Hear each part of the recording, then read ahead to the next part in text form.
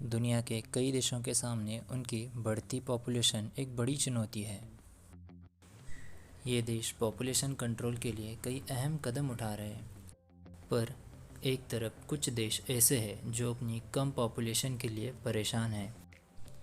चीन की सरकार ने 2021 में की गई राष्ट्रीय जनगणना की संख्या 1.4178 अरब थी। हालांकि अनुमान है कि चीन की लोक संख्या अगले साल से घटने लगेगी। ऐसे कई देश हैं जिनकी लोक संख्या में आने वाले समय में बदलाव का अनुमान है। पिछले साल आइलेंसेट की रिपोर्ट में बताया गया था कि आने वाले एक समय में कई देशों की लोक संख्या में बदलाव का अनुमान है। वो देश कौन से हैं, आगे देखते हैं। जापान की लोक संख्या 2017 के जनगणना रिपोर्ट के अनुसार 12 करोड़ 80 लाख थी। रिपोर्ट का अनुमान था कि जापान की लोक संख्या इस सदी के आखिर तक आधी हो जाएगी, यानी 5 करोड़ 30 लाख।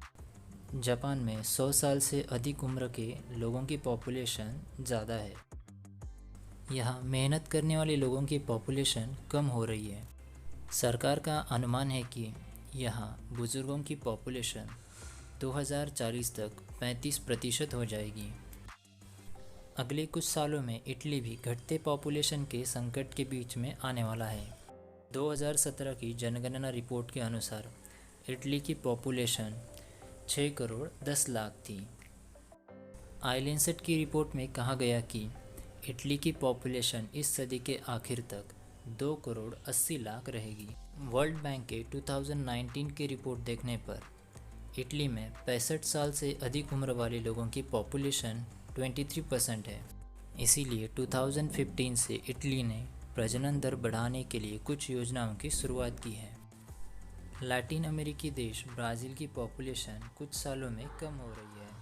1960 में ब्राज़ील की प्रजनन दर 6.3 थी, पर अब वो 1.7 पर आई है। 2017 के रिपोर्ट के अनुसार ब्राज़ील की पॉपुलेशन 21 करोड़ थी। रिपोर्ट में दावा किया है कि यह पॉपुलेशन आने वाले सालों में कुछ हद तक कम हो जाएगी। इंडिया की पॉपुलेशन की अगर बात करें तो ये बहुत तेज़ी से बढ़ रही है। अनुमान है कि 2100 तक इंडिया दुनिया का सबसे बड़ी पॉपुलेशन वाला देश बन जाएगा।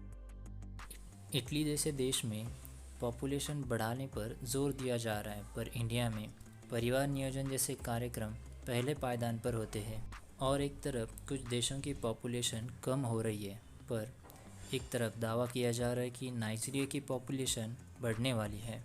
रिपोर्ट का दावा है कि नाइजीरिया की पॉपुलेशन इस सदी के आखिर तक 80 करोड़ हो जाएगी। इससे नाइजीरिया दुनिया की दूसरी सबसे बड़ी पॉपुलेशन वाला देश बन जाएगा। यहाँ युवाओं की संख्या बढ़ेगी और जीडीपी को बेनिफिट होगा।